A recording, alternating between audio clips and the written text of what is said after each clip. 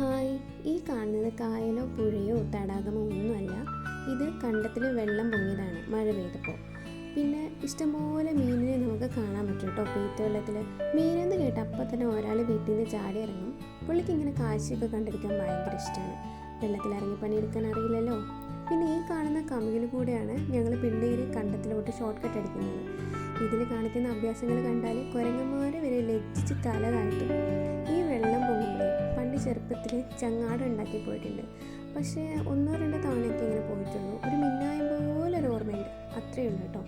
പിന്നെ പെയ്ത്ത് വെള്ളത്തിൽ ഇഷ്ടംപോലെ മീനെ കിട്ടുമെന്ന് പറഞ്ഞ് ഞാനും അനിയനും കൂടെ ചൂണ്ടയിടാൻ പോയി.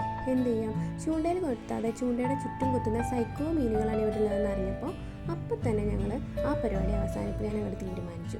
പിന്നെ കൈ നനയാതെ മീൻ പിടുത്തം നടക്കില്ല എന്ന് മനസ്സിലാക്കി കൈ കഴുകി വീട്ടിൽ കയറാമല്ലോ. അപ്പോൾ ബൈ ബൈ.